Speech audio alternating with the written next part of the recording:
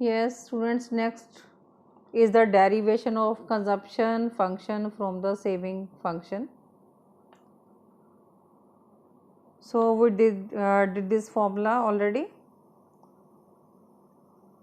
Consumption function का formula है C is equal to c bar plus b y and formula of saving function is minus c bar plus 1 minus b into y and b stands for MPC. Last हमने derive किया था saving function from consumption function. तो saving function का diagram हमने नीचे बनाया था. अब हमने डिराइव करना है कंजप्शन फंक्शन. तो कंजप्शन फंक्शन का डायग्राम हमने नीचे ड्रॉ करना है, सेविंग का ऊपर करना है. ये डायग्राम भी आप डाटा सेट लेके उसी तरह से कर सकते हैं कि इनकम 50-50 का गैप दे के देन सेविंग या कंजप्शन जो था वो 20-20 का गैप लेके हमने बनाया था. सेम भी आप इसको भी वैसे ही बना सकते हैं. इसने यहाँ पर फ्री हैंड बनाया हुआ है. You can choose as it is. आप फ्री हैंड भी कर सकते हैं या डाटा सेट के साथ भी कर सकते हैं. तो both way this is okay. So again यहाँ पर भी आपने ऐसे ही ध्यान रखना है कि जो ब्रेक इवन पॉइंट है, दोनों डायग्राम्स बिल्कुल सेम हैं एज इट इज़. अब यहाँ पर आपने सेविंग फंक्शन ऊपर बनाना है डायग्राम, कंजप्शन फंक्शन नीचे बनाना है. जो ब्रेक इवन पॉइंट है दोनों का वो बिल्कुल मैच करना चाहिए.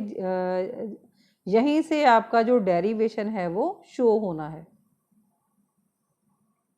अब यहाँ पर जो सेविंग लाइन है वो -20 थी हमारे डायग्राम में लास्ट वाले में. अब यहाँ पर इसने -p शो किया है. आप यहाँ पर -20 लेके भी कर सकते हैं इसको. तो यहाँ पर ये जब सेविंग 0 है, इनकम 100 है, ये वो वाला पॉइंट है व्हेन सेविंग जो है जो 0 है. This is the break even point जब ये इनकम लाइन को कट करती है यहाँ से. और नीचे जो कंजप्शन फंक्शन है इसका जो ब्रेक इवन पॉइंट है यहाँ पर है when y equal to c. जब डाटा सेट पे हमने लिखा हुआ है y is equal to c, that means 100. When income is 100, consumption is also 100. तो ये पॉइंट जो है ये दोनों आपके यहाँ पर मैच करेंगे. सो ये आपने बिल्कुल पैरेलल जैसे हमने लास्ट डायग्राम किया था बिल्कुल वैसे ही आपने इसको शो करना है.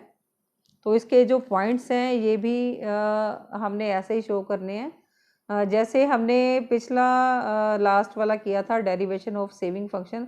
बिल्कुल उसके रिवर्स हमने लिखना है क्योंकि डायग्राम हमने रिवर्स बनाई है. अब हमने जो सेविंग फंक्शन वाली डायग्राम ऊपर कर दी है, कंजप्शन वाली नीचे कर दी है.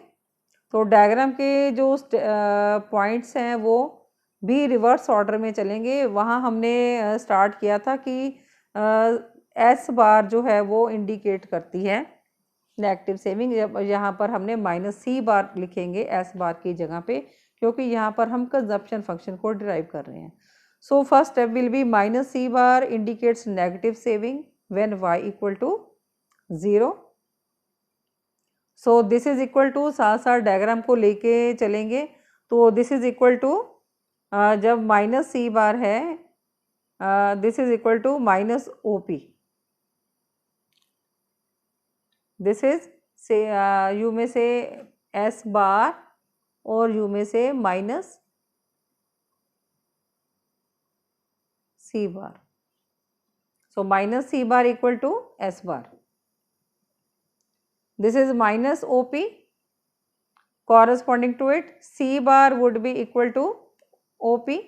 कहने का क्या मतलब है कि जो -op है that will be equal to op क्योंकि जो ये सेविंग है that is equal to the c bar, autonomous consumption at 0 level of income.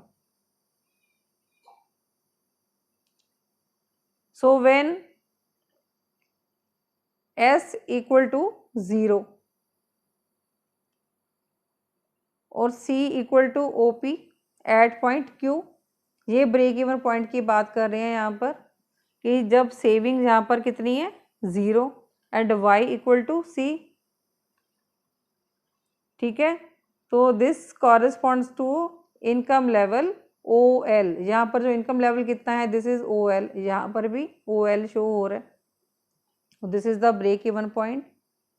Third step क्या है, तो slope of c line is equal to 1 minus slope of s line, that is M P C equal to 1 minus M P S. इस formula को आप यहाँ पर इस तरह से लिख भी सकते हैं। आप इन पॉइंट्स को इस मेथड से भी कर सकते हैं, या हमने प्रीवियसली जो शो किया है वहाँ उसको भी रिवर्स करके सेम वे में हम लिख सकते हैं। तो इसको भी आप उसी तरीके से, जैसे मैंने ये थर्ड वाला स्टेप उसी के अकॉर्डिंग लिखा है बिल्कुल, तो ये वाले फर्स्ट 2 स्टेप्स भी आप जैसे एक्सप्लेनेशन आपको लास्ट डायग्राम में दी गई है, इसको भी आप उसी फॉर्म में लिख सकते हैं।